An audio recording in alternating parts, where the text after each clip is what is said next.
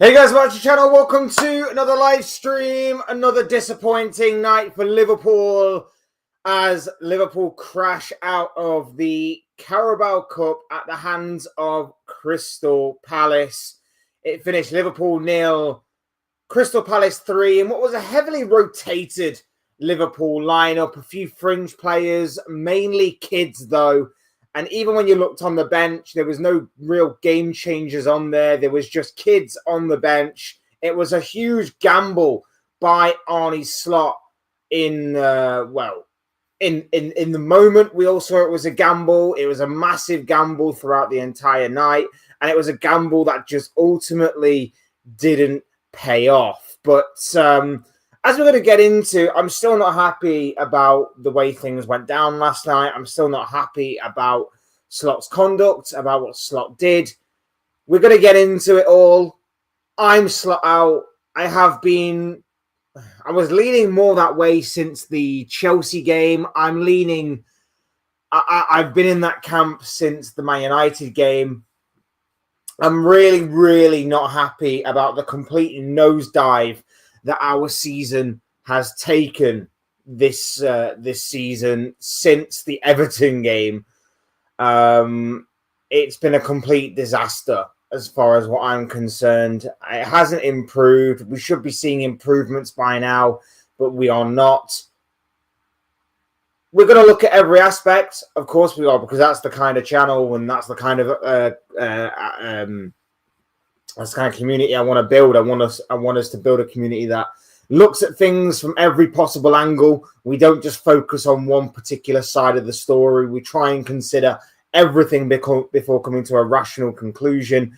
But we are going to look at try to look at every aspect. As always, hit the like button if you haven't already. Subscribe if you are new. Both things will always and forever be greatly appreciated. And of course, get involved in the chat. I know a few of you are already. We'll get to you guys in a second. But yeah, get involved in the chat, whether it's what you want to talk about football, whether it's you want to talk about how your day's going, what you're up to later on today, what you're up to later on this week, where you're watching from, that kind of thing. Get involved. Would love to hear from you all. Always great to see you. Remember, this is just as much your show as it is mine. So please do get involved. Would love to hear from what you all have to say about the performance, about the result last night of Liverpool Football Club as they get dumped out of the Carabao Cup by Crystal Palace. And by the way, Crystal Palace fully deserved it. They smelt blood. They went for the kill. They absolutely deserve to be in the fifth round now, is it? Fifth round of the FA Cup, of the Carabao Cup. So they absolutely deserve to be there. Big up Jizzy Gillespie, who's in the building. Well, it was from a while ago, so I hope you're still here, my bro. But if not, that's cool. Thank you for getting involved. Hope you're doing well. It says, given the year, Ruben Amorim started off real bad, but you're slowly seeing form. The problem is, bro, is that this is a guy that's been on the decline since the get-go. This is someone who had an incredible season last year, and this season he is not the same. He's not the same manager. He's not the same manager that we saw last year, as we will get onto a little later. Big up Marco's in the chat. He says that Slot really is in the mud if he is being compared to Amorim. Big up, bro. Hope you're doing well. Lovely to have you here with us. Again, it's a matter of opinion, but which I completely respect. I can understand where the Amorim comparison may be coming from, but Amorim hasn't spent 450 million in one summer to not show any signs of improvement. Amorim spent however much he did in that summer, something like 200 million or whatever it was. I can't actually remember off the top of my head. I'm just pulling a random number out of thin air. And he is actually showing improvement. Slot isn't right now. This was like the third or fourth squad, no man overboard. He hung those kids out to dry, bro. He hung those kids out to dry. I'm really not happy with the way that he went I'm going to just throw a bunch of kids out there tonight. I'm really not well, as in last night, but you get what I mean. I'm really not happy. I'm really not happy with what he did.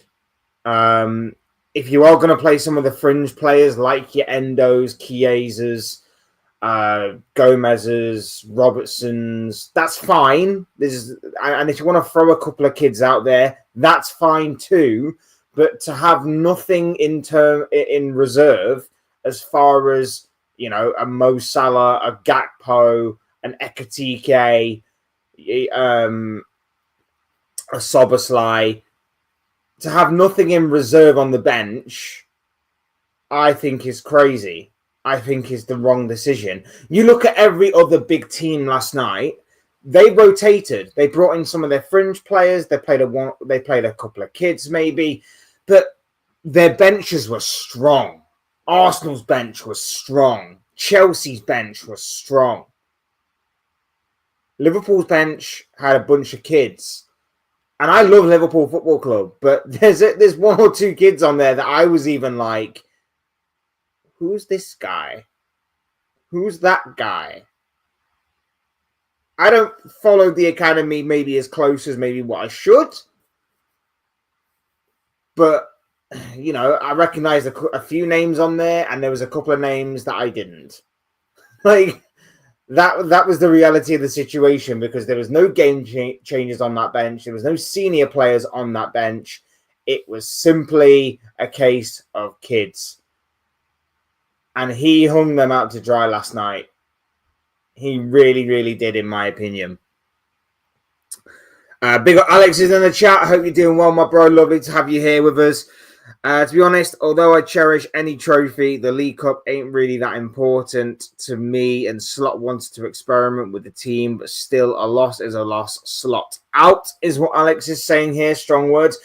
And I completely agree with you, bro. The Carabao Cup is not the be-all and end-all of our season. It was never going to be, but I feel like given the context of the past 5-6 games now, in which our season has took a major nosedive, this would have been a nice game to win, just to build some confidence in the team, just to obviously prove that, you know, we can still go up against a tough Crystal Palace side and win.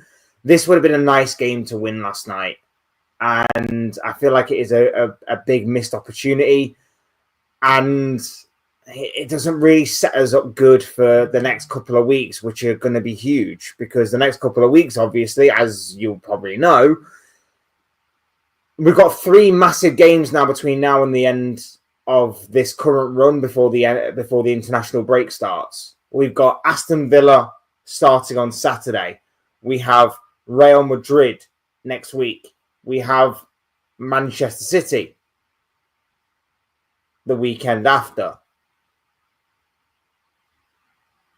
Right now, it's loss, loss, loss. I can't see us picking up any points. I can't even see us drawing any of them games. That's just the sad reality of the situation. I genuinely can't see us winning any of those games.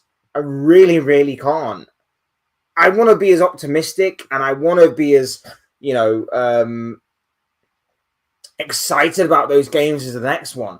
But every time that I see that, oh, Liverpool are playing tonight, I used to be excited by that. Now I just want to grab a pillow, hold it to my face, and scream into it, because it's now painful. It is now painful to actually watch us play.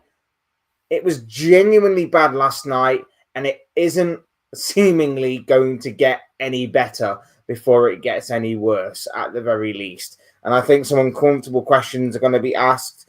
I think that the international break is going to bring the toughest of tough questions as to whether or not we stick with Slot or whether we roll the dice and take a gamble this early.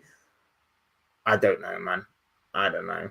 It's he's got to turn things around very quickly.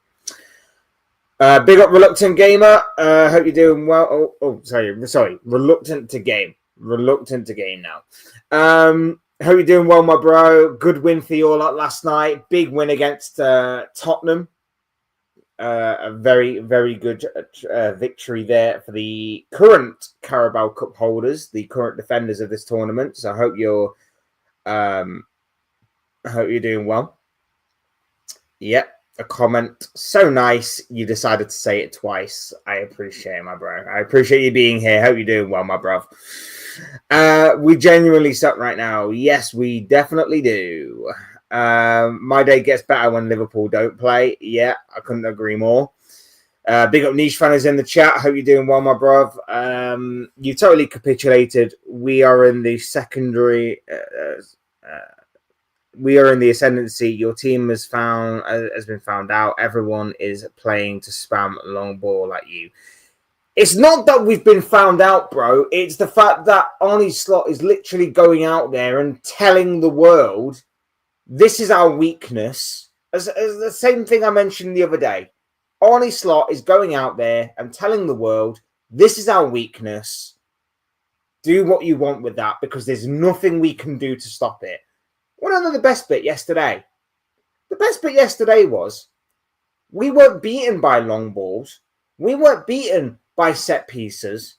We weren't beaten by anything that Arnie Slot in the past few press conferences has blamed other teams at playing us for. No.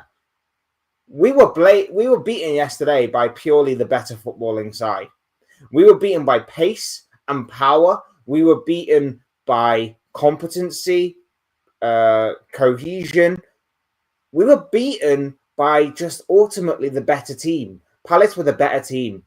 Look at the first two goals.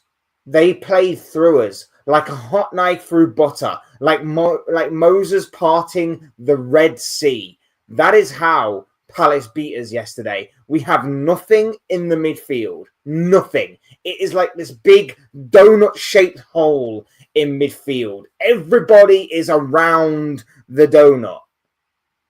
No one is in the middle of the donut. And that's how Palace played through us yesterday.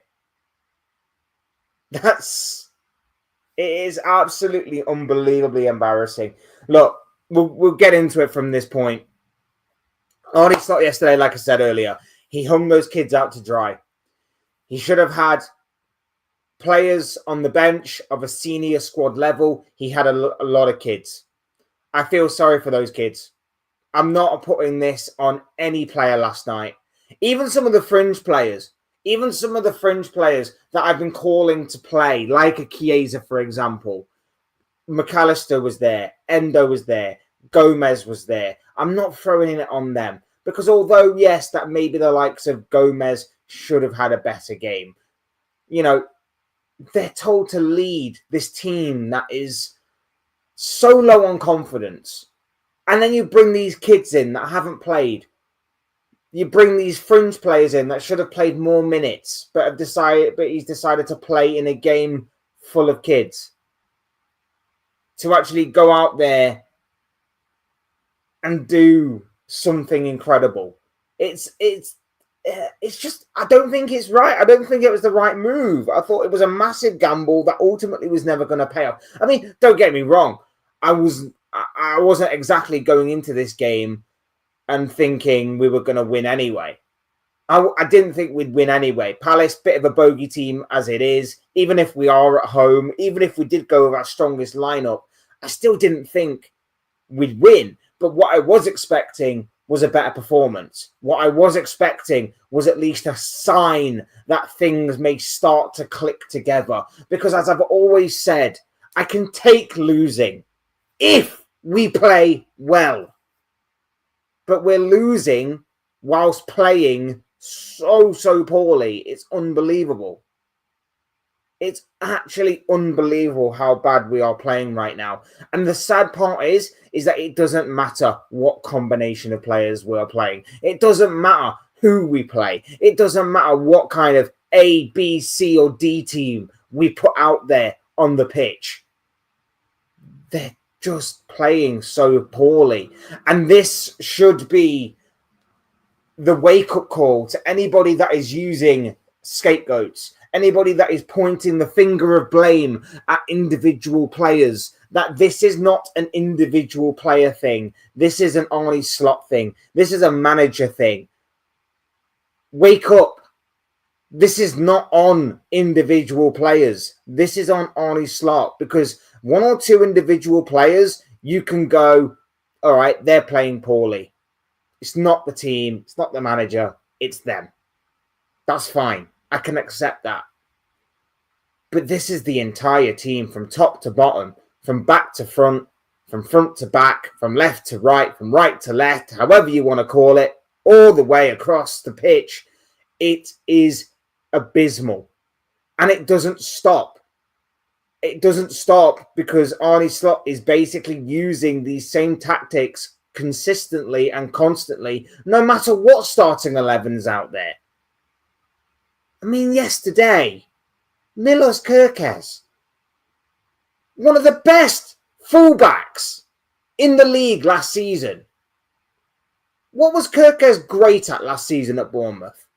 Staying out wide, being an outlet, and using that wand of a left foot of his to deliver crosses and to basically, you know, be that main outlet down the left-hand side, whether he's getting to the byline and whipping in crosses or whether he's staying out wide, deep, and just putting a deep cross into the box. Kerkez is fantastic at doing that. So why the hell is he playing inverted? Why is he playing as an inverted left-back? Why is Kerkez playing as an inverted left-back? Because when Engamoro gets the ball yesterday and he looks to kind of cut inside and he's looking for an outlet down the line, Kerkez ain't there because Kerkez is in the middle. Kerkez is in midfield. The same way that, you know, when Salah and Conor Bradley play, Conor Bradley's doing the same thing. I know they obviously didn't play last night, but they have done obviously in previous games. It's the same thing. What is with this inverted fullback thing? If you wanted inverted fullbacks, why didn't you go out in the summer to buy inverted fullbacks? Why didn't you do an Arsenal and get someone like Hincapié, for example, or what Chelsea did, which was get Hato, someone that can play more inverted? You got one of the best fullbacks, natural fullbacks in the league in Milos Kerkez, and you're deciding. What you're doing is great, by the way. What you're doing is fantastic. You are so good and so natural at doing that. So we're going to get rid of that made you a great fullback, and we're going to move you into the middle where you're now going to play as an inverted fullback, which doesn't freaking work. It baffles and boggles the mind. It really, really does that he's bought these players and he's going, I'm going to remold you and change you. Everything that made you great, I am going to change. You succeeded with doing that with Gravenberch, and that was amazing. But you can't do it with every freaking player that you have at your disposal. It just doesn't work. You were great at doing it with Gravenberch, and we all gave you your flowers and your praise because not many of us saw Gravenberch as a DM. But it worked. But Kerkez, Conor Bradley, Jeremy Frimpong, Andy Robertson, and whoever else you've got at fullback, playing inverted doesn't work unless you have the right players. Arsenal can do it because they play with 4 centre-backs across their back 4. That is fine. City do it with like Guardiola at times playing left-back. It works because he's more of a natural-born centre-back.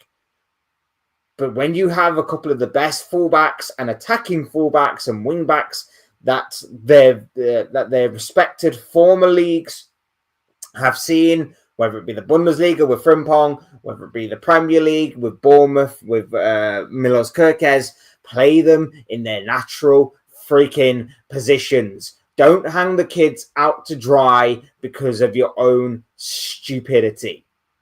It is absolutely ridiculous what Slot did last night. It's ridiculous what Slot has done for the majority of this season. And like I say, I am Slot out.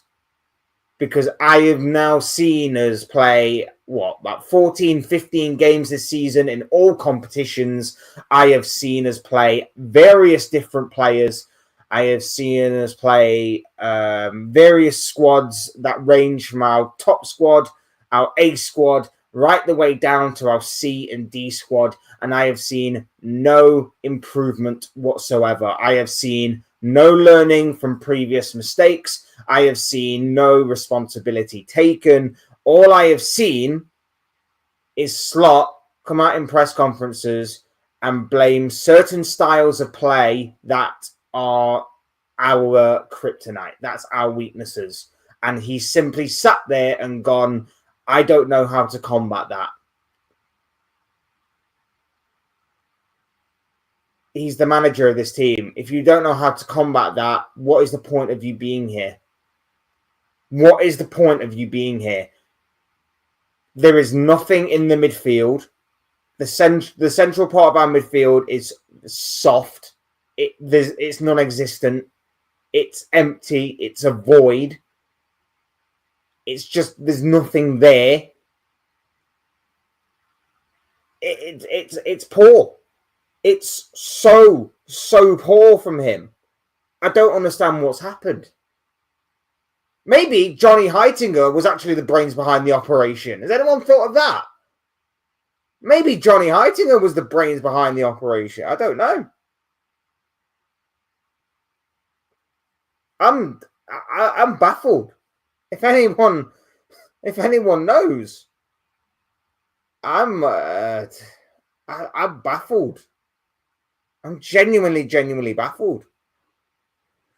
Come and support the biggest and most popular club in the world. That's Manchester United, proper Reds. No, never in a million years, bro. I'd rather drink bleach, in all honesty.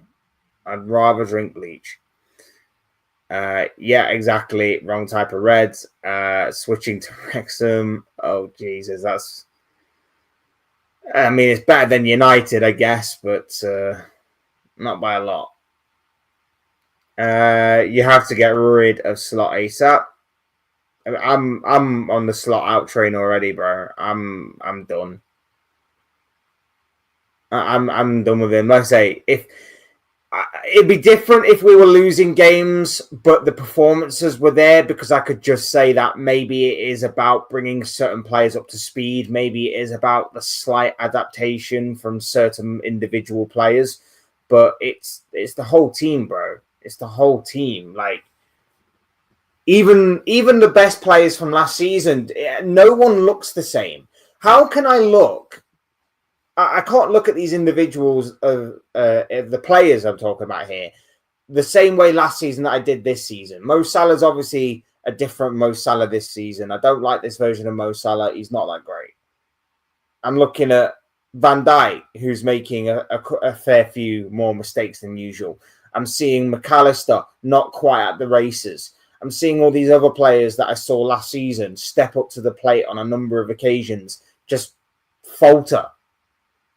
And that's why I keep saying that this isn't an individual thing. This is not a scapegoat thing. This is a manager thing. This is a manager issue. And then, speaking of the manager, I can't see this manager as the manager that last season did so many things right in games, whether it be in the build-up to games to get the team selection right for specific games, whether it be about setting up differently tactically from game to game, or whether it be in-game management that helped us win games and turn the tide in our favor and tip the scales in our favor, as the same manager that this year has gotten everything and anything completely wrong. What the hell has happened to this team? This team has been ultimately Space Jammed. If anybody's watched the film Space Jam, this is exactly like that. Our players have lost their skill. Our players have lost their talent. And our manager is completely brain dead. Because he's got everything that he could get wrong, absolutely, positively wrong. It's absolutely insane and incredible to me that has actually happened. actually insane that has actually happened.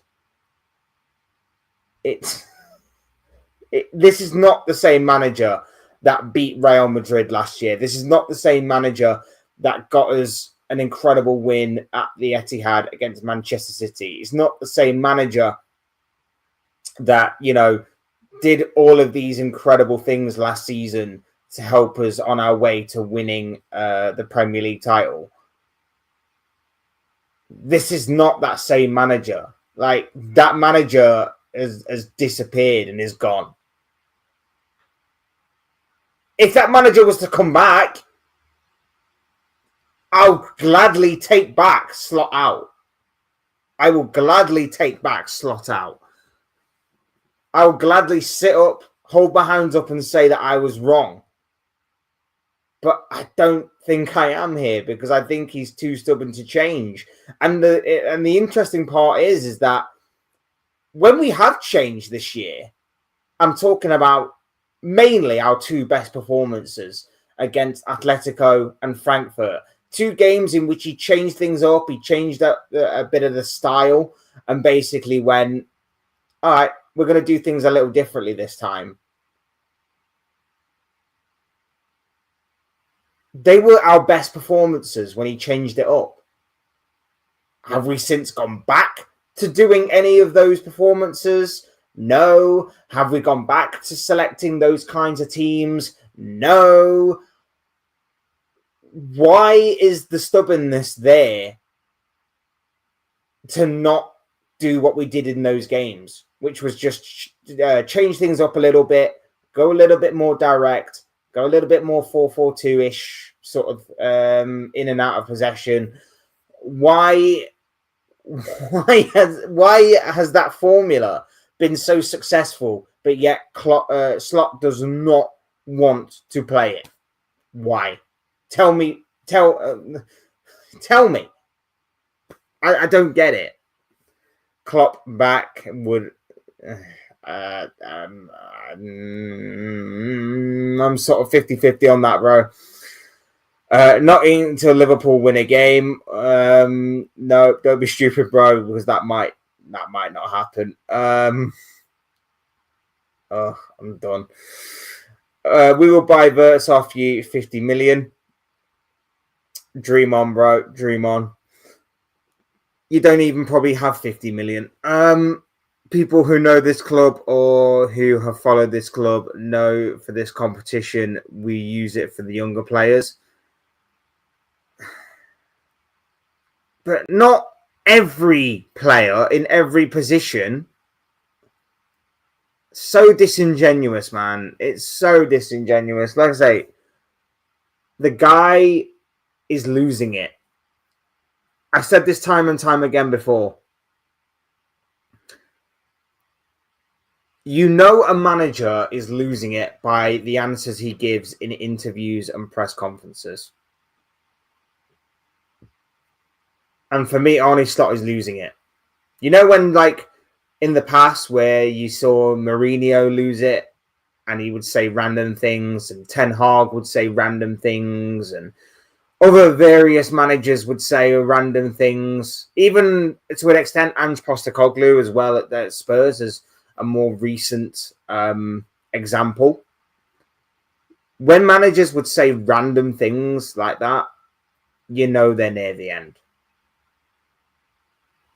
I'm not sat here denying that we haven't rotated in the past. I'm not sat here saying that we don't use this competition to sort of try out certain players, kids, fringe players, that kind of thing. But you did it for like every position last night. Like I say, our only senior players, our only players of experience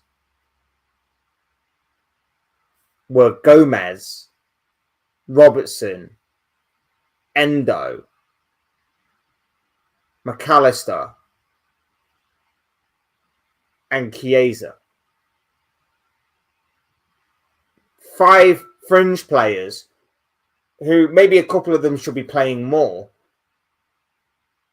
but 5 fringe players who didn't deserve to be thrown into that mix last night of kids with no backup, no senior backup from the likes of Van Dijk, from the likes of Salah, Gakpo, Szoboszlai, whoever. No backup last night from them because he just wanted to put his kids out there. It made no sense. Genuinely made no sense to me the way that he set up last night. And like I say, I mean, the way that he set up last night tactically as well, it doesn't matter who he plays. Genuinely doesn't matter who he plays. He's still set on playing this really unidentifiable style of play that I don't get it.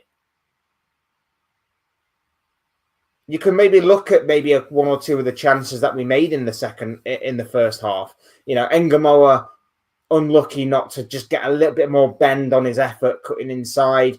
Chiesa maybe should at least get his strike on target in the first half.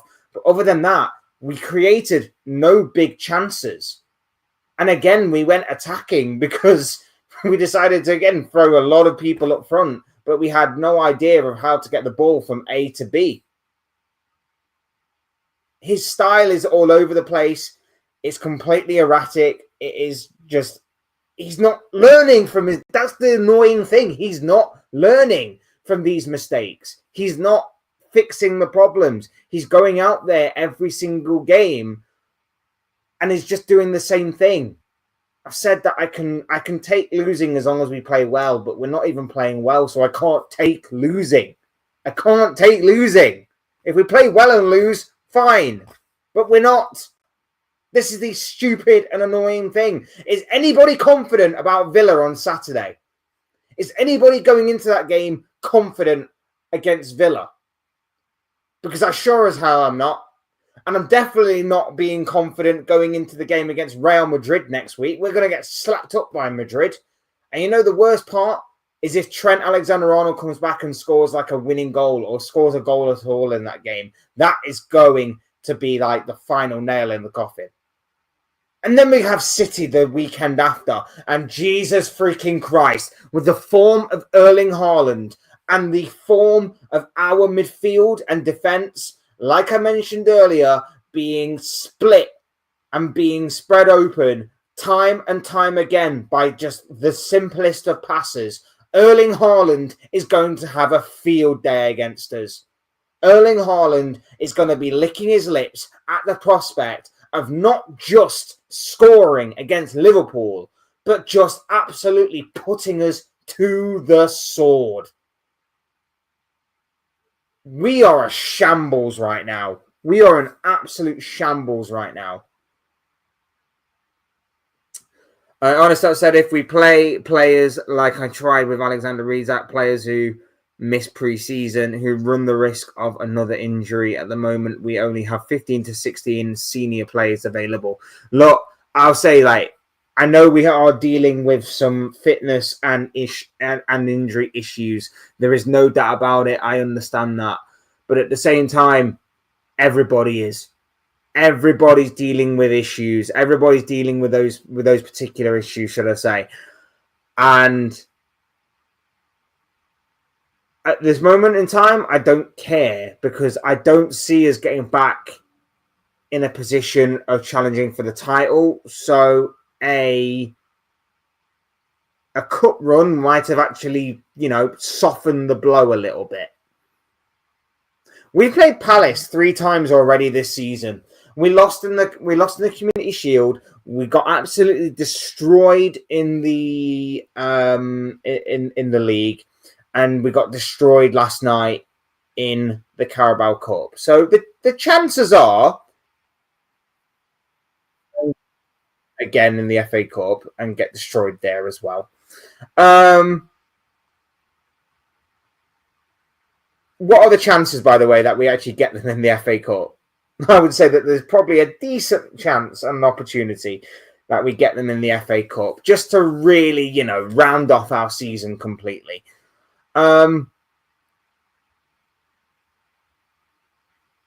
I just simply don't care, because those senior players, it doesn't matter who we throw out. If Slot's not going to change the way that he's playing, there's really no point. It's not going to work. It's not going to work. Cast the magic spell to revive our form, please. I really wish I had the ability to do that, my bro. The manager was Johnny Heitinger. It might have been, It might have been. He might have been the brains behind the operation. I kid, of course, but, he might have been. Big up Tony is in the chat. Lovely to have you here, my bro. He says that me and Slot were done after the Man United game. Same, bro. I have to agree with you. Same. Get this clown out of my club. We have no identity. What is our actual system? Does Slot have an actual system, or is he making it up as he goes along? I genuinely can't agree with you more. Like, that is this is a comment that I genuinely cannot agree with you more, bro. After Man United, I was done myself. And the more and more that I see of Slot style with this squad, and as I mentioned before, it doesn't matter who you play. It doesn't matter who you drop. People are like, oh, drop Konate, drop Van Dijk, drop Salah, drop Gakpo, drop Ekatike, drop Isak, drop Wirtz. It doesn't matter who. It doesn't matter who you drop. Slot style is the common factor, the common thread in all of this, which makes us play so poorly, so badly, and just makes us look like there is a bunch of individual players out there who have never played football in their lives. It's shockingly bad. Look, sometimes the players have taken some responsibility, and I've said that as well throughout the course of the season. But last night, I am not putting it on those players. I am not putting it on those kids who didn't deserve that blemish on their record.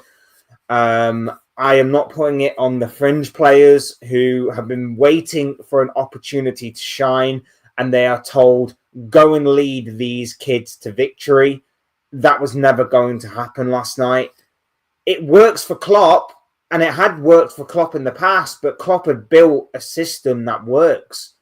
Klopp had built a system in which, even when we perform badly, most games where we lost and performed badly, we still had something to show for it.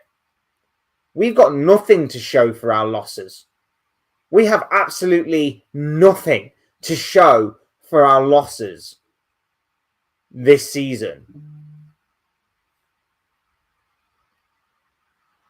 When it there's nothing. There's no loss this season where I can turn around and go, we didn't deserve to lose that game. There isn't. In previous years, there were some games where we'd draw or we'd lose, and I'd go, we didn't deserve that. We deserved something out of the game at least. I can't say the same this year.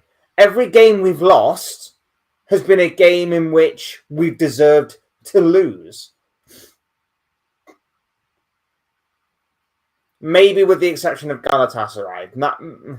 Even then we were poor, but I don't think we deserved to lose because the penalty decision was poor. But anyway, splitting hairs.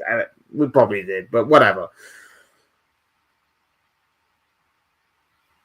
In previous years, we've lost games, and I've been sat there and I've said, maybe we didn't deserve to lose that game. Maybe we deserve a point out of it at the very least. I can't say the same this year. I really, really can't. And even in the games that we have won, with maybe the exception of obviously the Champions League games that we've won, we deserve to win. But even in the games that we did win in the Premier League, I think maybe with the exception of the Bournemouth game on the opening day of the season, we didn't deserve to beat Newcastle. We didn't deserve to beat Arsenal. We probably didn't even deserve to beat Burnley. first half against Everton, we were good. So maybe Everton was maybe another exception based on our first half performance alone. But all the other games, we probably didn't deserve to win. But this is just where we find ourselves in right now. Crystal Palace spanked you thrice already, and it's October. Big up Alf, who's in the building. How you doing? Well, my bro, lovely to have you here with us. Yeah. I don't really know what more to say. Yeah. And as I mentioned previously, there is probably a possibility that, knowing our luck, we're going to get them in the FA Cup draw as well. I know we're like a month away or so from that draw happening. But yeah, there's probably a good possibility that we're going to get them as well in the FA Cup. When it rains, it pours. Then again, I wouldn't fancy our chances against anybody right now. No matter what level of opposition, I wouldn't fancy ourselves. I'm that broken. I genuinely am worried for anyone and everyone. It doesn't matter the level of opposition. I'm genuinely concerned. But yeah, it is what it is. You're getting the 24-25 Man City deluxe experience. Yeah. Yeah. You're right. You're 100% right. Nothing in midfield. We're getting ran through week after week. It's going to get worse before it gets better, as it did with Man City last year. I hope it just doesn't.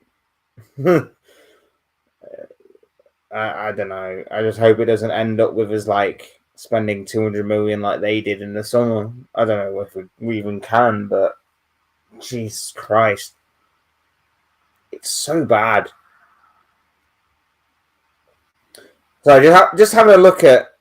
I was just having a look at the stats last night. Once again, Liverpool dominate possession, because why wouldn't we dominate something? Possession, we dominate, but it's empty possession. It's not possession that we do anything with. It's probably possession between our goalkeeper and our two centre-backs. That's where we mainly get possession from. We didn't do that last year, by the way, to my knowledge. We didn't dominate possession as much last season as what we have done. But we moved the ball better, and we did actually something with the ball. So, again, he's taken us away from that aspect of our play. We created 0 big chances in comparison to their 3. They had 15 shots in comparison to our 8. We had to make 6 goalkeeping saves. They only had to make the 1. We had 1 shot on target in 90 plus minutes.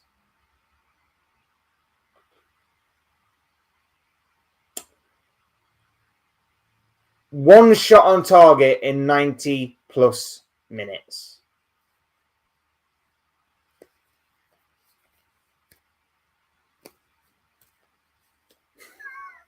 At home! At home!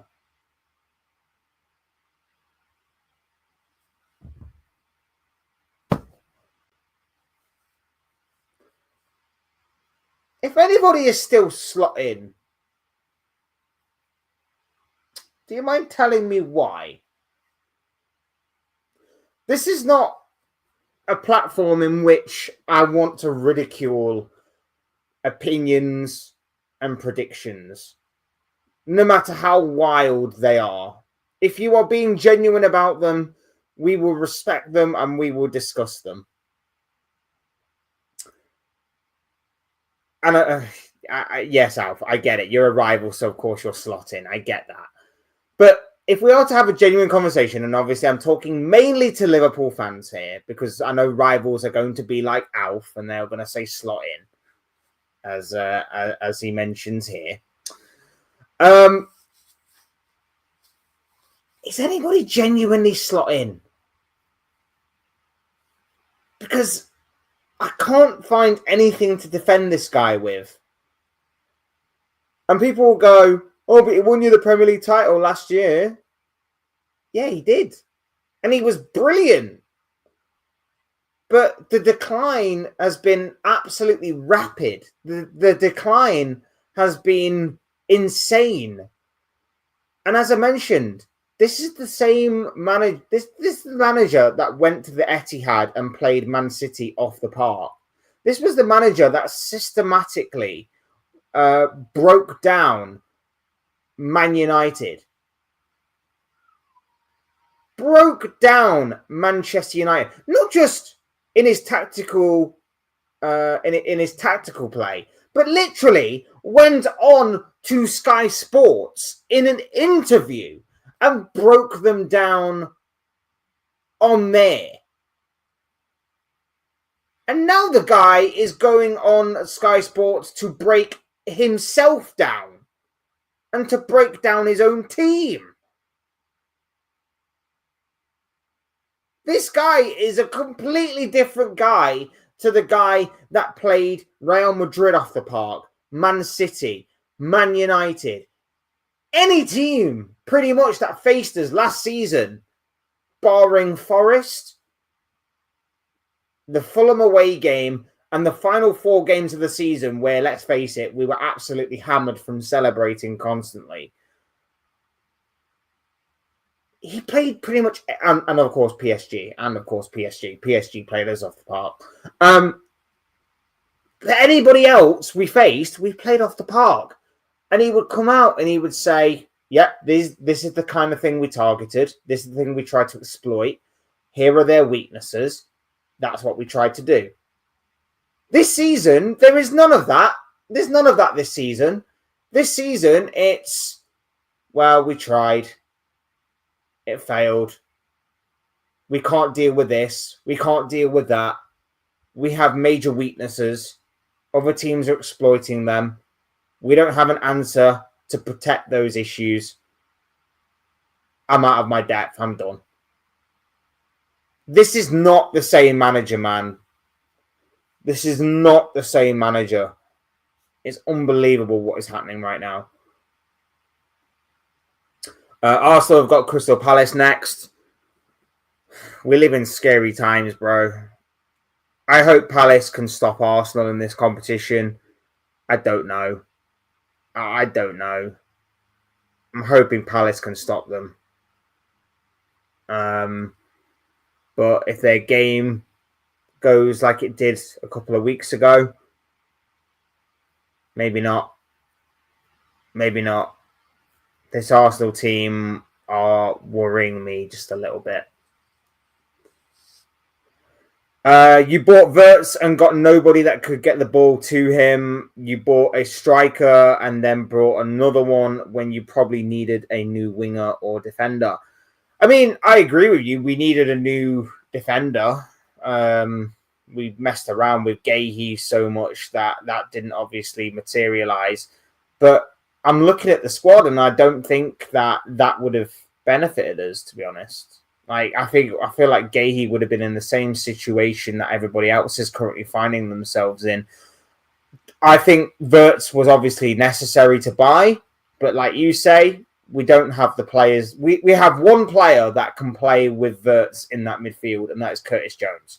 Curtis Jones, for me, is the only one that can move the ball quickly enough to Wirtz in advanced positions. And we saw that in, I believe, the Everton game. Was it the Everton game? No, Chelsea game. We saw that in the Chelsea game. Like, Wirtz playing advanced, Curtis Jones dropping deep. The balance worked. The balance was decent. But we haven't seen it, obviously, enough. A new winger. Now we need one. But I don't think that covers our problems, because our problems are mainly in midfield. Our problems are mainly this donut-shaped hole we have in midfield, where, again, our squad just parts. It just separates.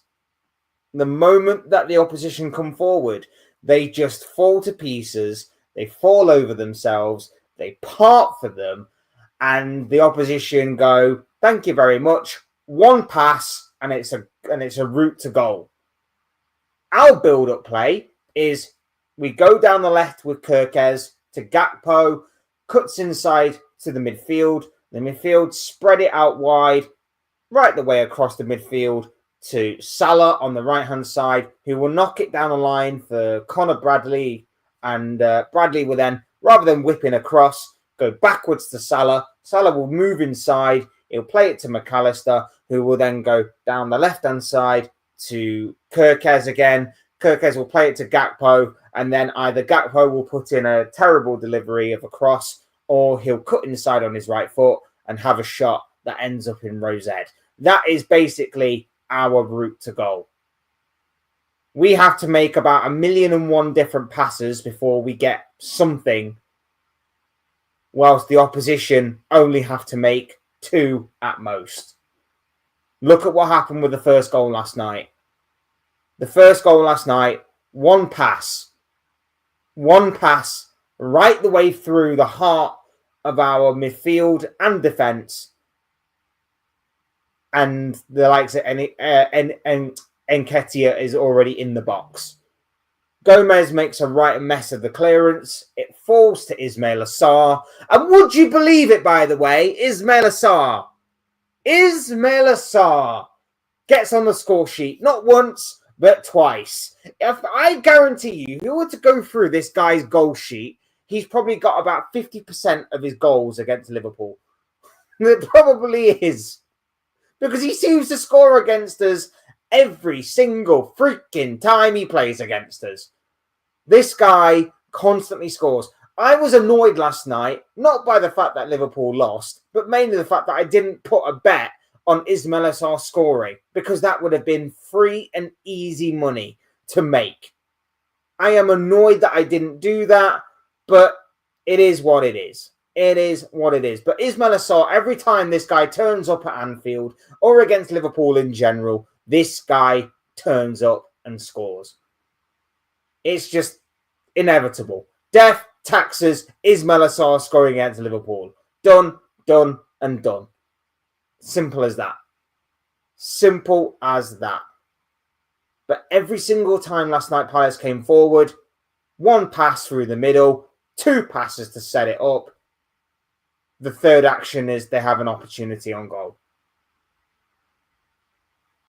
It's simple. It's simplistic. It's been exploited time and time and time and time again. Time and time and time again.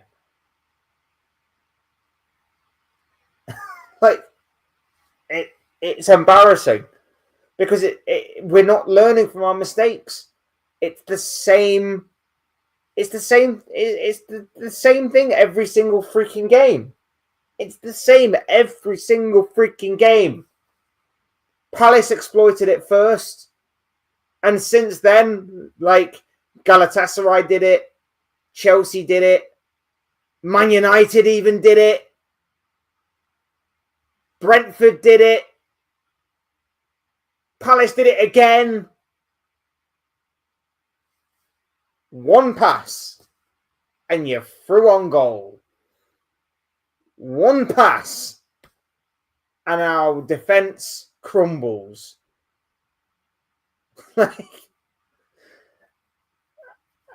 How is no one seeing this? It makes no sense how nobody is seeing this. If I can see it from here, and Liverpool fans around the world can see it, and I'm talking about, you know, these really weird Liverpool fans that are like, oh, you're not from Liverpool and you've never been to Anfield, so you don't have an opinion. Well, we don't need an opinion to see the reality of what's going on here. If we can see it, and we can see the issues that are occurring with Liverpool Football Club right now, how come no one else can? How can Arne Slot, who has got a front row seat to this absolute train wreck of a display from Liverpool week in, week out, not see the issues? Or is he seeing the issues, but he's on a sabotage mission? Is he seeing the issues, but he kind of goes, you know what, I'm a bit bored now. I want to take the compensation pay and get sacked. Is that what is happening here? I don't know. I genuinely don't know. I'm just throwing out any possible angle of this story because, again, I'll say it. I said it once. I'll say it again. This is not the same Arne Slot that played Real Madrid, Man United, Manchester City off the park last year. This is not the same Arne Slot that went into interviews and systematically destroyed Manchester United with the way that they played and said, here is how we exploited them. This is not the same Arne Slot that spearheaded us winning a Premier League title. This is an Arne Slot who last season was mocked, ridiculed, disrespected by rival fans, claiming Arnie who? Who is this guy? Liverpool won't be in a title race. Liverpool won't do this. Liverpool won't do that. And when I'll show you, and he won the league and won it convincingly. Where has that guy gone? Where has that guy gone? Because he ain't here no more. Last season, he had mediocre ingredients for the most part, with a few quality ones mixed in there. Mediocre, such as, at the time, Luis Diaz, Darwin Núñez. Quality ingredients mixed in there, such as your Mo Salahs, your Virgil van Dijks, your Alissons. And he took that team that finished third the previous year under our most successful manager in the Premier League era of Jurgen Klopp, and he made them Premier League champions.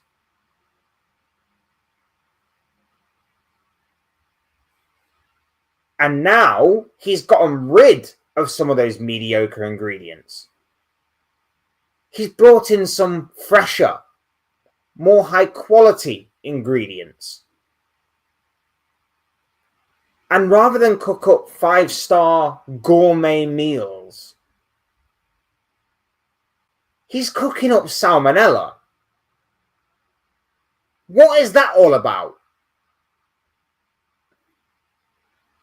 What is that all about? It makes no sense to me. It genuinely makes no sense to me. I don't get it. And something needs to change. Something needs to change. And change quickly. But I don't think he's going to. As I say, Aston Villa are up next. Aston Villa are up next. The team that just beat Manchester City, by the way. The team that are on a very good run of form right now under Unai Emery. Harvey Elliott, I don't think I don't think he plays on loan, isn't he, initially? Forget that bit then.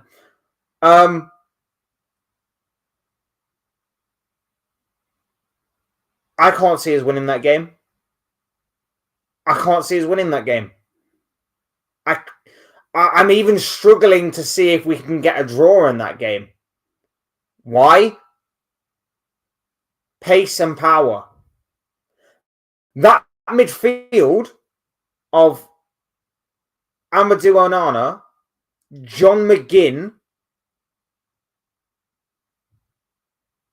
just to name a couple, Morgan Rogers is going to run riot in that midfield area against us.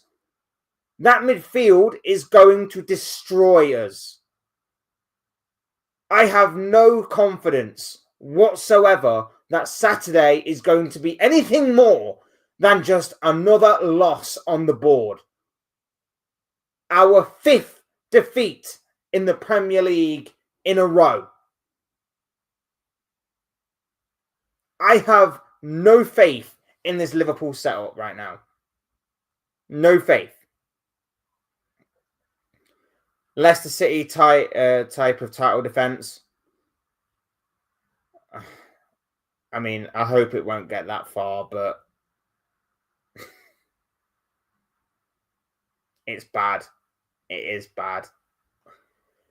1K bet for the FA Cup game. It's probably going to happen, but I'm still not going to bet that much. No, I doubt he wants compensation. I don't know, bro. I'm just throwing it out there as just just anything. I'm just throwing it out there for anything. Not yet, anyway. Too soon. Again, I'm just throwing it out there as just an avenue to go down and potentially just see. I'm still slotting because it would be a bit harsh to fire him because of his first bad spell. At least give him the opportunity to let him show what he is made of. There is a part of me that wants to. There's a part of me that wants to. But at the same time, I feel like after 15 games this season, and even towards the end of last season, I get that the final 4 games of the season were Liverpool enjoying being Premier League champions. There was nothing really to play for. We were partying in like Dubai and Ibiza and stuff. So I'm not going to consider them. But even before those games hit, our record wasn't the best. We were dropping points. We obviously lost to PSG in the Champions League. We lost to Plymouth in the FA Cup. We drew a couple of games here and there. We lost to the likes of Fulham. You know, it wasn't amazing even before then. And this season, we started off really, really well because we were getting the results, but not the performances. And we all said, like, you know, those performances were terrible, but the results are great.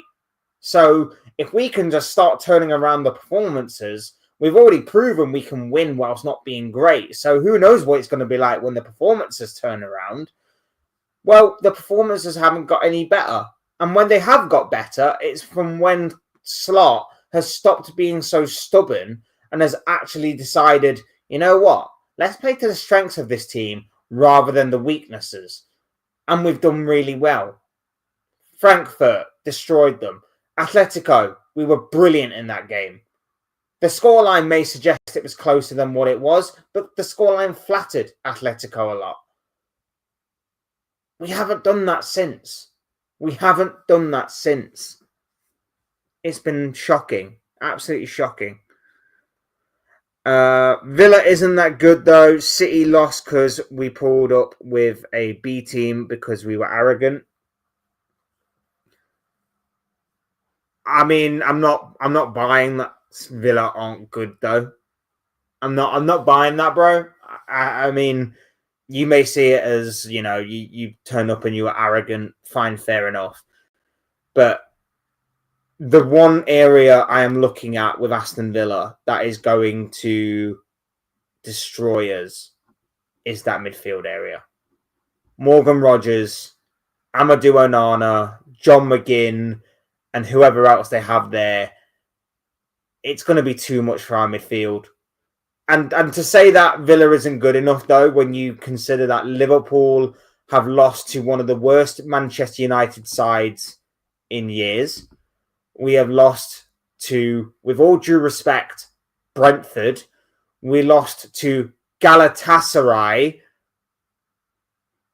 Palace, and Chelsea, when you consider that we lost to all of those teams, are we really going to sit there and go, well, Villa aren't on their level? I can't see us. This is a plea for them lot to go and prove me wrong, and for them lot, I basically mean Slot to prove me wrong on Saturday. This is a plea for them to make me eat my words when I say that I don't see us winning on Saturday. Go out there and make me eat my words. Go out there and show me up. Go out there and prove me wrong. That's what I want. But I'm not going to sugarcoat it. I'm not going to lie about it. I'm not going to sit here and basically try and say all the right things to make me, I don't know, go on Sky Sports one day as one of these ultra positive Liverpool fans. I'm going to say it how I see it. And right now, I see it being dismal, being pathetic, and being just another bad day at the office for us. Because I just don't see us winning. The midfield is going to be too physical. It's going to be too strong for us to compete. Wirtz is going to get swamped again. And Salah's going to be neutralised on the right. Gakpo's going to be firing into Rosed from the left. Kirkes is going to be playing inverted for no reason other than to just harm his natural game. Connor Bradley's going to be inverted to stop Mo Salah from progressing down the right-hand side. Van Dijk and Konate are going to be left to defend and do the job of about 6 different people. Our midfield is going to be non-existent. It's going to be a complete train wreck unless things change. I cannot stress that enough. Unless things change. Surely you can see Liverpool beating Villa, but it's more of a toss-up than of the usual because of the bad form. I still consider Liverpool to be favourites. I mean, you're more optimistic than I am, dude. You're more optimistic than I am. Like I say, that midfield area is just an area of major, major concern. Because, like I say, if Morgan Rogers gets the ball and he gets a bit of space, it's one ball through to the attackers and they're away. If Onana or McGinn get time and space in that midfield to look up and pick out a pass, it's an opportunity on goal for Aston Villa. If we get the ball, we've got about 1 million different passes to make before we eventually get an attempt on goal. That's just the way that I see it. Big up Lee is in the building. Lovely to have you here, my bro. I hope you're doing well, my friend. Sadly, you don't need to be any good to beat us as it stands. Man U did it and they're atrocious. 100% agree. I 100% agree. You don't need to be amazing to beat us. You just need us to beat us. Yeah. Because apart from Palace, I would say, were the only team that fully deserved to beat us because they played us off the park. Everybody else deserved to beat us because we were the makers of our own downfall. And I don't want that to sound big-headed. I don't want that to sound so self-absorbed. And I don't want that to sound like we're making excuses or anything like that. But we genuinely are our own worst enemy at times. We genuinely are our own worst enemy at times. We make things much more difficult for ourselves than needs to be. We make things much more awkward for ourselves than what they need to be. And we've done it so much this season already. It's been absolutely atrocious so far. And it's only going to get worse, in my opinion, considering Villa, Real Madrid, and Manchester City are all sitting there on the horizon, rubbing their hands together, licking their lips at the prospect of just finishing this Liverpool team off. Finishing this Liverpool team off. And even when we come back after the international break, I think we've got Nottingham Forest. Sean Dyche's Nottingham Forest. I'm not even confident for that game. And Forest have been appalling this season. I'm not even confident for that game. And I should be. I should be sat here right now going, we will at least win that game. We will at least win that game. But I'm not. Because I'm terrified that long ball FC, Sean Dyche ball, the kryptonite of Liverpool Football Club this season is what Sean Dyche thrives on the most. Long ball FC, set piece FC. It's going to be a bloodbath and not in Liverpool's favour. It's going to be abysmal. Big up to you, my bro. I hope you're doing well. For what it's worth, I don't care about the League Cup, but 60,000 people paid to see the see that shot last night. I almost spent £400 for hospitality tickets. So glad I didn't. That's another thing as well. That's another aspect as well that I've not mentioned. So thank you for bringing it up, my friend. 60,000 people last night watched that game in the stands. More watched it around the world who are Liverpool fans that pay for Sky subscription services and things of that nature.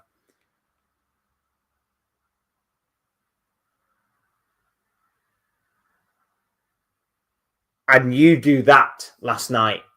Not just team selection. Not just team selection. But the performance on a Wednesday night, a work night for most people, you deliver that. That's what makes it even worse. And yeah, you are 100% rightly. It's an absolute shocking display. It's a shocking performance. And Arne Slot needs to take full responsibility for what happened last night. It was absolutely appalling. Absolutely appalling. Bear with me 1 second, guys.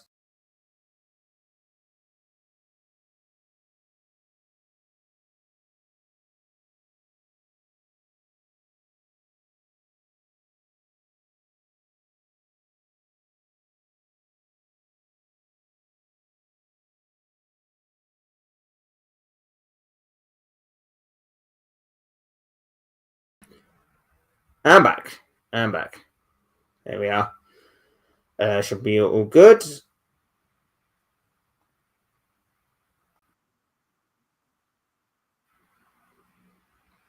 But yeah, you are 100% rightly. Absolutely appalling display last night. And I'm sure you're not the only one that may have been debating going to the game last night and spending a lot of money just to watch that absolute train wreck of a performance. I wasn't entirely confident going into the game anyway, even if we did throw out there a strong lineup. But then when I saw the lineup and I'm looking at Freddie Woodman in goal, I'm looking at Calvin Ramsey playing at right back. I think a lot of us thought he wasn't probably still at the club anymore. But yeah, he's still there. Gomez and Robertson as our starting centre-backs. Kirkez, inverted left-back. Endo playing. I can't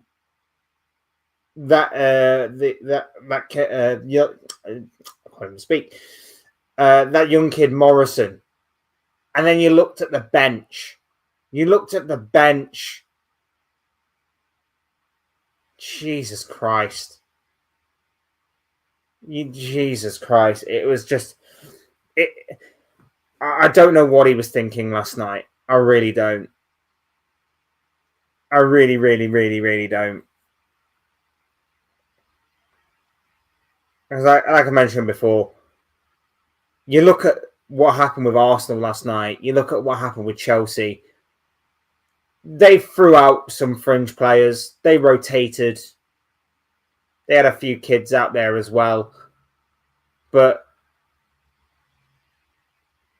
ultimately, they had strength in reserve. They had strength to put on when needed to. And when Klopp comes out and he says that this has always been a competition that Liverpool have used their kids in,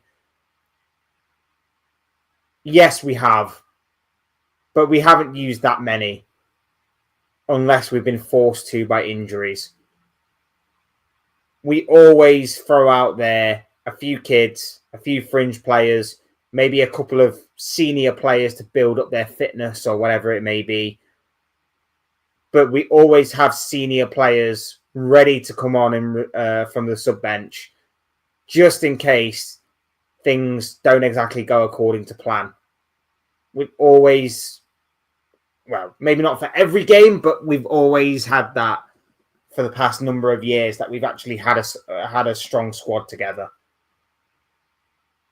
We've always had that, whether it be a Salah, a Mane, a Firmino, whether it be, a Jordan Henderson, whether it be a Fabinho, Thiago. Over the years, we've always had that. Yeah, we've thrown kids out there. Yeah, we've thrown our secondary players, our reserve players out there. But when we had a squad, we never threw competitions.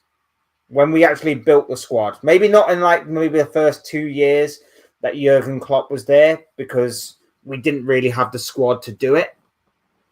But once we built that squad over the first couple of years of Jurgen Klopp,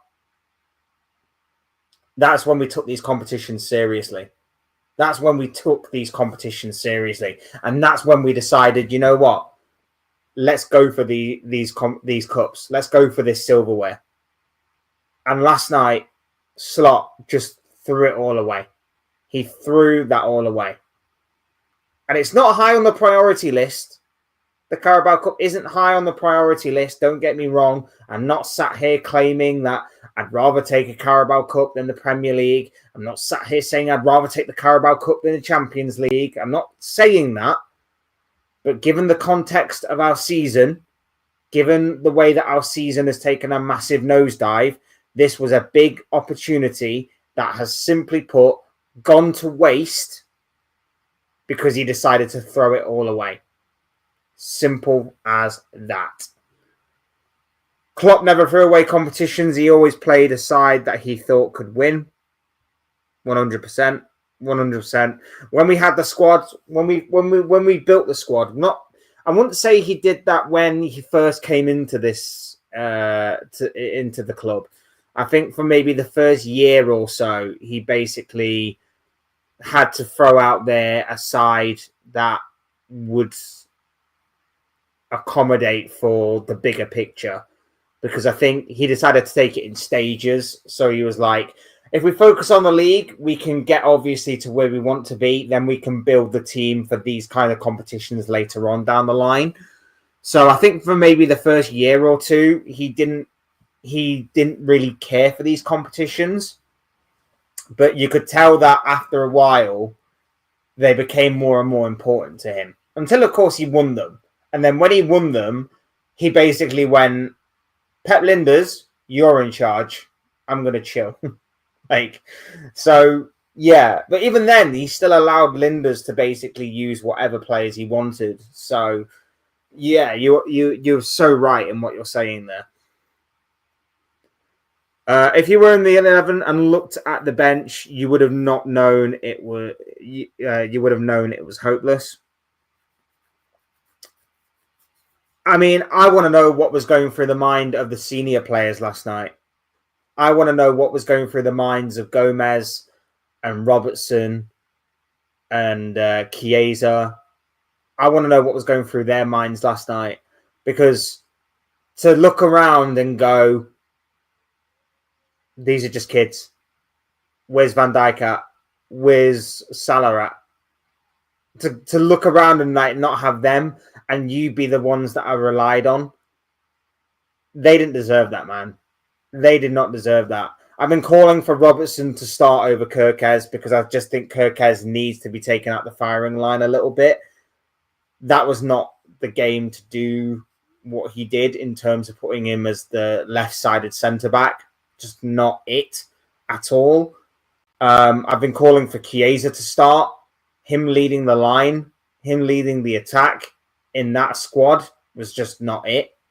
Especially, again, not a terrible thing if you have the players to come off the bench to try and back you up, but there's no game changers on that bench. There was nothing. He basically decided to throw the game away. Now, if he's throwing the game away because there's some grand master plan to change things for Saturday, if there's a grand master plan to change things for Real Madrid and for Man City, and we go on a 3-game winning run between now and the international break, then I'll hold my hands up and say, fine, fair enough. Like, it was cool to sacrifice this game. But I don't think that's happening. I don't think that is happening. I really, really don't. As much as I want it to happen, I don't think it is. Give the tickets for free if that's the attitude. Yeah. I mean, I feel like the club need to compensate the fans somehow. But we shall see. Bet you'd love Amorim. You said that the other day, bro, and I said the exact same thing to you that Lee has here. I'd rather eat glass. I'd rather drink bleach. I'd rather not, in all honesty. Like I say, I was a fan of Amorim when he was at Sporting. I was a fan of his. I was coming around to the idea that maybe when there was a lot of talk about him succeeding Jurgen Klopp, that maybe he could be a very good fit for Liverpool. And then I saw him at your club, and I don't really want him, in all honesty, because he'd be doing the same thing that that Slot's doing right now, playing players out of position. The only thing that might have actually worked is the fact that he'd probably play 3 at the back, so he'd play Van Dijk, Gomez, and Konate in the defence, which might actually work. But he'd be playing Kirkez as a left wing back, Frimpong as a right wing back, which again could potentially work. But then in the midfield is where it slows down a little bit, because he'd be playing Gravenberch and Wirtz. He wouldn't be playing Wirtz as a number 10. He'd be playing Wirtz as a number 8. He'd then be playing Salah as a number 10 with Gakpo. And then he'd be playing, obviously, one of Ekatike and Isak. On paper, it sounds like it could work, but in reality, I don't think it would, because it just genuinely wouldn't. It just genuinely wouldn't. And if you're saying that Amorim is the best manager in the Premier League, give your head a wobble, bro. I know, like I say, I know that you haven't had a lot of success over the years. So you get 3 wins on the bounce, and you get a bit giddy, and you get a bit overly excited. So just enjoy it for while it lasts, because one bad result and it all comes crashing down around you. We know how the Man United story goes. We know that you're basically a ticking time bomb. So, yeah, just enjoy it for the moment. Enjoy it for while it lasts. It's fine. It is what it is. But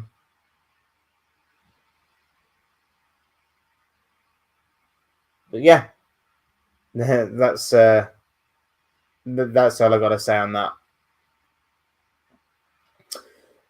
Guys, if you haven't already, make sure you're liking and subscribing. Both things will always and forever be greatly appreciated. We're going to go for a little bit longer, and then we're going to call it there.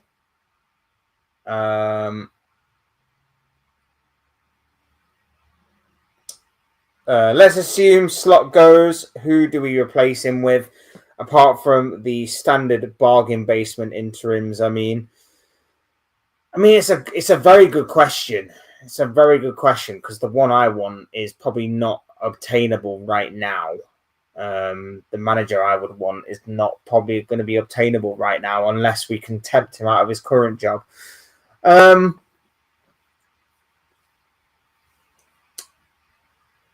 My dream would be Luis Enrique. That would be my dream managerial appointment, would be Luis Enrique. But I doubt we could probably get him out of PSG right now. So I don't think that is probably realistic at the time that we are saying this. But Luis Enrique would be my dream managerial appointment for right now. As far as let's say that Slot was to go tomorrow and we had to replace him,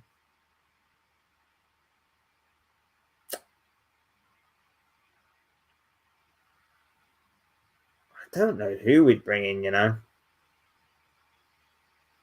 don't know who we'd bring in.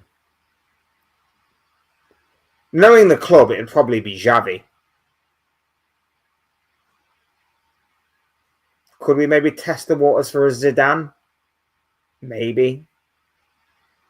I doubt he'd come either. But it's a possibility.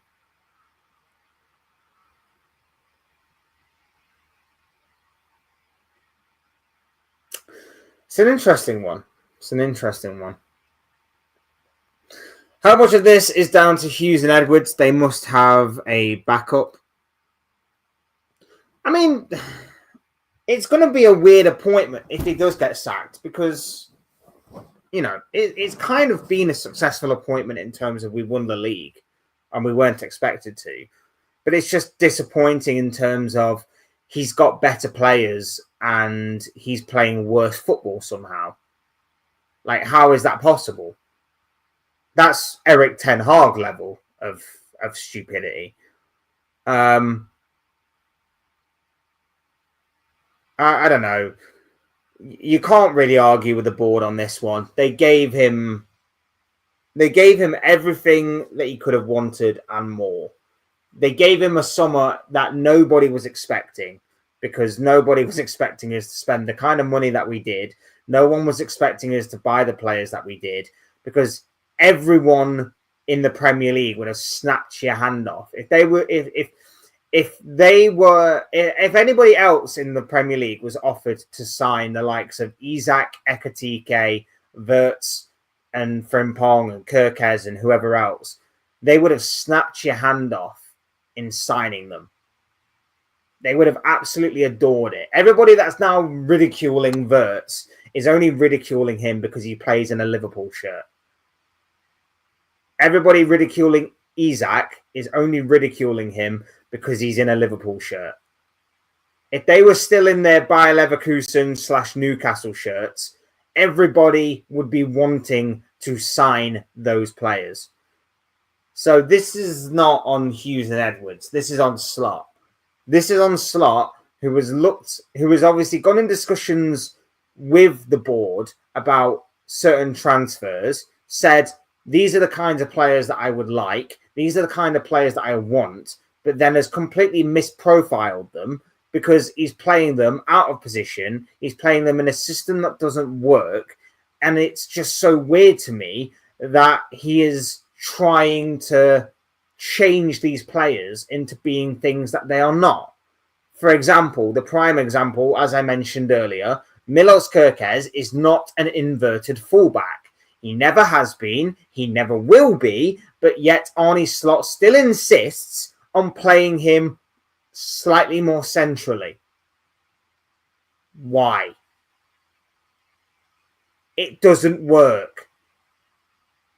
Fantastic. Well done. You made Gravenberch into one of the best DMs in the Premier League when no one was really expecting him to perform well as a defensive midfielder. Fantastic. Great. But it doesn't work like that for everyone. You can't just change players and expect it to work out every single time. And it's not working out with Milos Kerkez right now. Play him as a natural fullback, give him the freedom and the license to roam down that left-hand side, and you will see a better Milos Kerkez. Simple as that. It's not rocket science. It's not like it's difficult to understand. It's more simplistic than what he's making it out to be. By retaining some of the power, is coach, not manager, and they must therefore be culpable to a degree. I'm not 100% on board with that idea. Like, I think everybody needs to take responsibility because it's a whole team effort. But I can't. It's difficult to get to be like that when we weren't expecting the summer that we got. We weren't expecting some of these players that we got, and yet, if you were to offer us Wirtz and Ekitike and Isak before the summer it even happened, we would have gone, yes, please. We love that idea. It's on the manager for not adapting to the players. Because I kind of feel like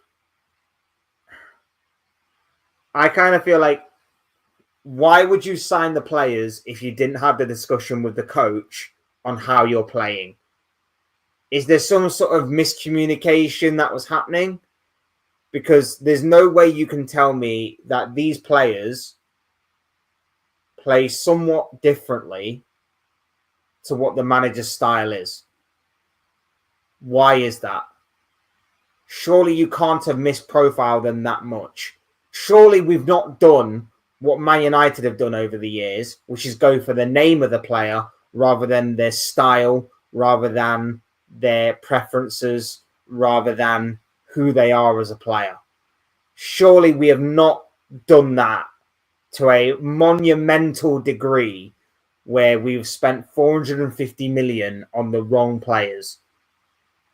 Surely not. Surely we haven't done a Man United here. Surely we've gone out there and gone, right, we've identified these players that will be perfect for a slot system. And then Slot's gone, that's great. Oh, you've already signed them. Oh, I was planning on doing something completely different this year. So only time will tell whether you're right or not, but it's either the board have messed up or it is actually the manager. And my money right now is on the manager.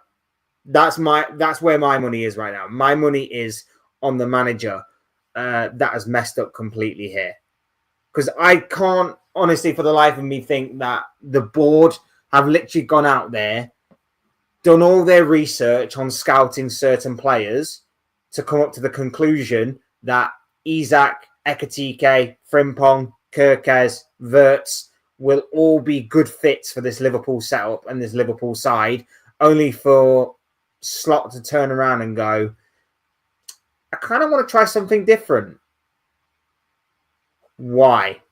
Why would you try something different? It just makes no sense to me. Feel for Kerkez, inverting him means he gets the ball played to him on the wrong side every time. Exactly. It doesn't work.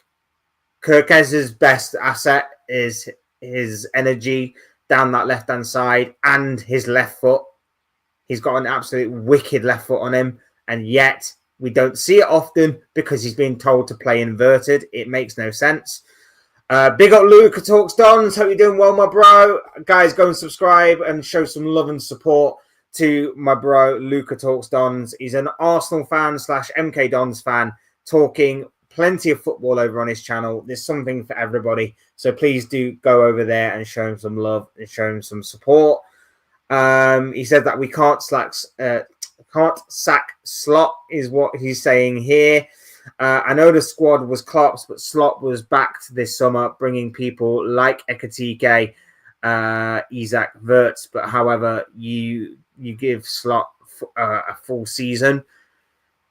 I mean, there is a part of me that wants to kind of give him as much time as possible, but I'm also of the impression that after 15 games and showing no signs of improvement, I'm really, really struggling. I'm really struggling to give him that time, but I understand where you're coming from. Lee, we're getting a new Trafford. Anfield is beautiful, but it's going to be nothing compared to our new stadium. We're still going to have a beautiful stadium, bro, and you're going to have a circus tent. Says it all. Trying to get to 9K. Yeah, go and show some support to Luca. He's doing some really good things over on his channel. Trying to get to 9K. So if you can, guys, go and subscribe. Go and show him some love, some support, and enjoy his content. What do you think about dropping Salah? It doesn't matter who we drop, bro. It doesn't matter who we drop. It doesn't matter what we do. The system just doesn't fit these players right now. And if it was just one or two players, you can maybe put it down to the individuals. But because it's the entire team, it's on the manager. It is on the manager. This team look absolutely ran down, of no confidence. There is no belief. The belief of the beginning of the season that we could go the entire distance and get winning goals in the last minutes of games has just been drained from these players. It really has just been drained from these players. It doesn't matter who we drop. It doesn't matter who we bring in. The system doesn't work for this squad. It's become apparent. We've played a number of players, and it doesn't matter who we've dropped. We've dropped Salah, and we've still lost. We've dropped Gakpo, we've still lost. We've dropped Ekatike, we've dropped Isak, we've dropped Wirtz, we've dropped McAllister, Gravenberch, whoever. It doesn't matter. We still lose. That's just been the main vocal point of these last 5 or 6 games. We just lose no matter what. Man United is always and will be bigger than Liverpool. I mean, not right now, you're not. Not right now, you're not. But whatever. So long as the taxpayer doesn't foot the bill, fill your boots. I think there's I'm not 100% sure the taxpayer is. I think it is coming from the club mainly. But I need to read a little bit more into it. You've overspent and could go bankrupt. I mean, not really. Not really. Because we wouldn't do that, because we've been so cautious with money in the past that we would only spend the money if we had the money to spend. So you're wrong on that point. We're not like Hicks and Gillette of about 20 odd years ago. The taxpayer won't have anything to do with it. It's private investment. Yeah. I get you on that one. But the thing is, the problem with Liverpool is that players are not adjusting to slot system. And I personally think you need to change your system. You need change system. You can have a great squad, but once it came down to the manager and a system don't work. It goes back to the argument I had a few minutes ago of basically you buy the players for the system. You don't bring in the manager for the players. You bring in the players for the manager. And I just don't understand why we've decided to rip it all up and go again. Like, last season, it was perfect. Last season, Slot was getting everything right. Whether it was his tactics in preparation and build up to a game, whether it was his team selection for the game, or whether it was his in-game management, Slot got it right every single time, pretty much. 1 or 2 games here and there, not great, but for the most part, Slot got it right game after game after game after game. Now he's got better players. It's not working out, and I don't understand why. I genuinely don't understand why. It doesn't make sense to me as to why he's not getting it right. And the system that we're playing is not good because we're not playing good football. Last season, for the most part, we were more controlling. We were more direct. We were a much more attractive outfit last season to watch and to play football. And we were, above all, more effective. This season, we are more possession based, but we're doing nothing with that possession. We are so open when the transition hits us, and we're not playing to these players' strengths, which says to me that there's a miscommunication somewhere, that either the manager's changed his approach and his style of play without informing the club, or the club have basically gone, we need these profile of players because they're big name players. Doesn't matter about their style or anything. They can adapt to whatever slot wants. There's a miscommunication somewhere, it seems, and I don't know who is more at fault as of right now. Who do you think will win the league? I mean, I hate to say it, bro, but it's probably going to be Arsenal. You just look, your boys just look incredible right now. Your boys just look so comfortable right now in terms of defensively, you look impenetrable. Midfield wise, you look well balanced. The only problem that you have, the only slight problem you have is that attacking wise, from open play, you're not quite firing on all cylinders. However, I genuinely think that you will get better as the season goes on in that area. And then once you do, you're complete because you'll be firing on all cylinders going forward. You'll be well balanced in midfield. You'll be impenetrable defensively. And from set pieces, we all know that your consistency is off the charts. So I think you're only going to get better. I don't want to live in a world in which Arsenal are Premier League champions, but I think I'm going to have to, over the next few months or so, get used to that. I hope you bottle it, as you normally tend to do. Don't get me wrong. I hope you somehow do bottle it. But I think this might actually be the year of Mikel Arteta and Arsenal. So, yeah, I've got to let that reality sink in, I guess. That's between you two. Just picking a system and sticking to it would help. I mean, he does chop and change it a lot, to be fair, during the game. You're an important club, but more in the vein of Atletico Madrid. Yeah, I don't exactly know what you're on about there, my bro, but whatever. You're not a giant. You're not a big club in the grand scheme of things. Real Madrid and Man United are truly big clubs. You do realize that football started before 1990, right, bro? You do realize that football did start before 1990. You do realize that Liverpool are a monumental and massive club globally, right?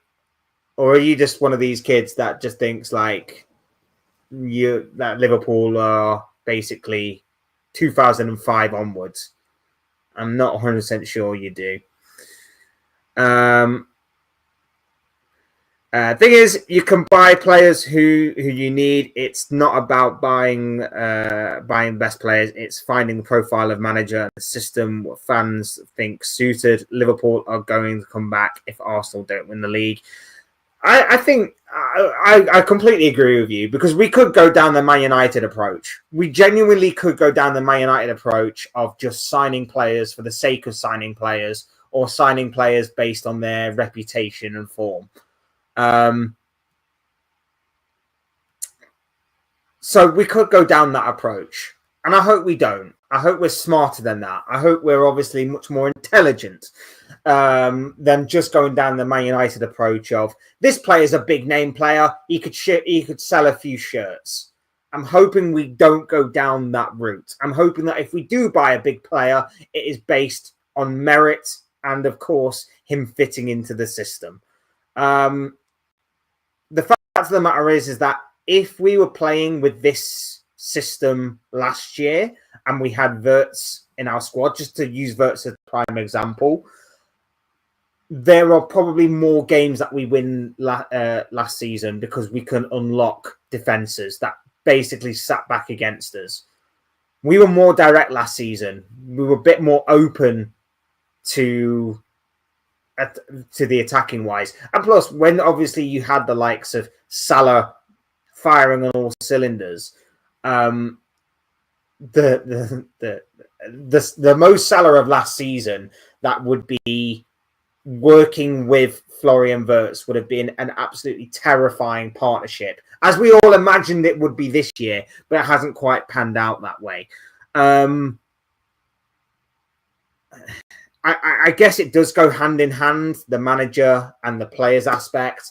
But like I say, I just don't understand this system that Slot's trying to play this year. It seems to be changing too much, too quickly, too soon, I think. So maybe it is basically a time issue. Maybe it is that this whole system needs more time. But even if it was that, I still think we probably should have seen more, and we should see a more cohesive unit by now than what we are seeing. I'm not saying it should be perfect, but I am saying that we should be seeing much more from this squad together as a unit than what we are right now. But I appreciate the thoughts and the comments, my bro. I think Man United will win the title. Cunha and then Buemo are on fire. Oh, Jesus Christ. Oh, Jesus Christ. Look, guys. Niche fan here clearly has been starved of 3 wins on the bounce for a number of years. So he's getting a bit ahead of himself. He's not obviously experienced 3 wins on the bounce for a number of years. It's pretty much a brand new concept to him. He's getting a bit ahead of himself. So maybe just humour him a little bit on that. Possession-wise and transition-wise, you guys leave gaps open. Yeah, Arsenal are a complete contrast to what Liverpool are in terms of you guys can go forward, but defensively, you know where to cover, you know when to press, you know how to cover. We're the complete opposite. We go forward, we lose the ball, and we go, don't really know what to do now. Don't really know how to get back or where to go. We look lost. We look absolutely lost. Yeah, I had the same reaction when he said United, bro. I had the exact same reaction of that. I mean, I know Arsenal have bottled league titles in the past. But if you were to bottle it from this position and to, of all teams, Man United, it would be, put it this way, it would be less embarrassing for Arsenal to lose the Premier League title from this position to Sunderland than it would be to Man United. Let's just throw that out there. It'd be less embarrassing to lose it to Sunderland than it would be to Man United. Luca's going with City. You still don't think you're in a position to win it, or have you just been burnt too many times by Arteta that you're just not on board with the Arteta and Arsenal brigade this season? It's an interesting one. Completely understand. Arsenal isn't winning the league. They always do the first 5 months looking good, and then they bottle it. I hope you're right. I really do hope you're right. But I have to go with what I'm seeing right now. And what I'm seeing right now is an Arsenal side that look impenetrable. They look solid going forward enough to win games, and they are scary from set pieces. So I just have to go along with that. Again, going with Man City. Luca says that Arsenal never win the league. Again, I hope you're right, my bro. I hope you are right. Arsenal won't win. Man United will win.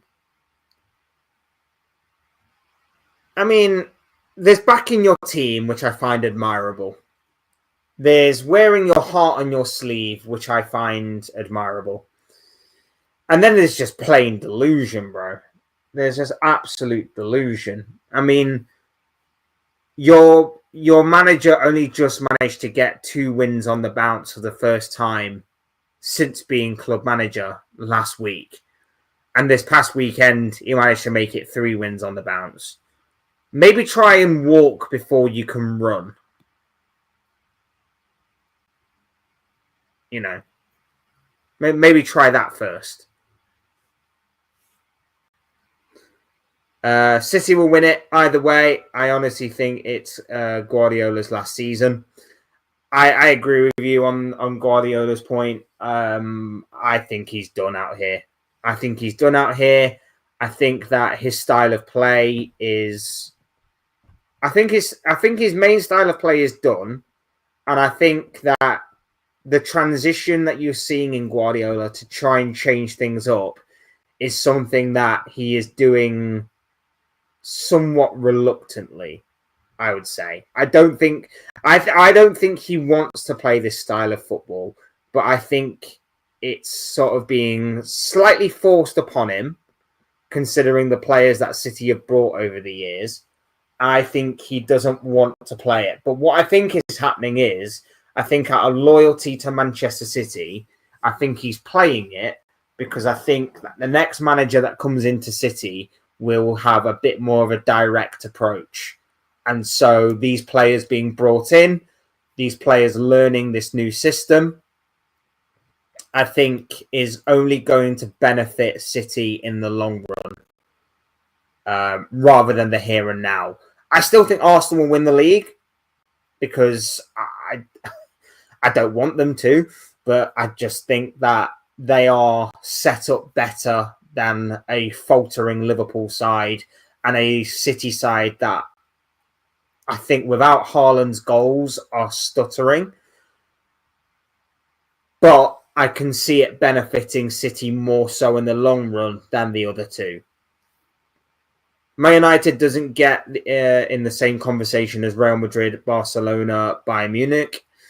In terms of being a big club, they still are a big club in terms of their global outreach, but it's mainly based on their fan base. It's not based on obviously recent success or anything like that. So they are still a big club in terms of their global outreach and their fan base.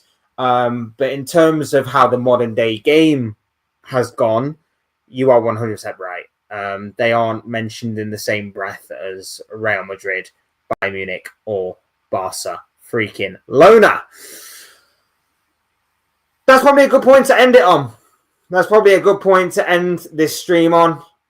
I really do appreciate each and every single one of you being here on this morning stream. Thank you for all waking up early and being here. Can't thank you guys enough for the love and support to the channel. If you haven't already, make sure you're hitting that like button and make sure you're subscribing to the channel. Really do appreciate each and every single one of you being here.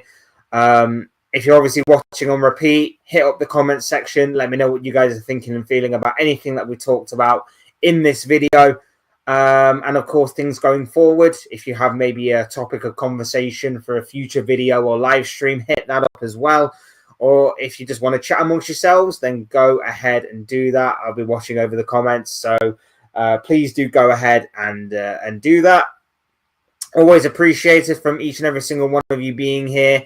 I'll be back with a Premier League predictions video either later on today or tomorrow at some point. I'm not 100% sure when that will be, but the Premier League predictions video will be on the channel at some point, and hopefully we'll also talk more football between now and then as well.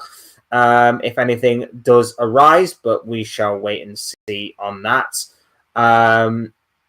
Nice chat, Fletch. Reds and opponents always. Yeah, man. Always good to see you, bro. Thank you for being here, Lee. Very, very good to have you here, as well as the rest of you, of course. Whether you are Liverpool fans, whether you are rival fans, it's always good to talk football with each and every single one of you. Like I say, hit the like button if you haven't already. Subscribe if you're new. Both things will always and forever be greatly appreciated. Thank you all so much for tuning in, taking time out of your busy schedules to be here. I've been Fletch. This has been another Fletch Talk live stream, and I will talk to you and see you all soon. Very, very soon. So take care of yourselves. Have a good rest of your day. Speak to you all again very, very soon.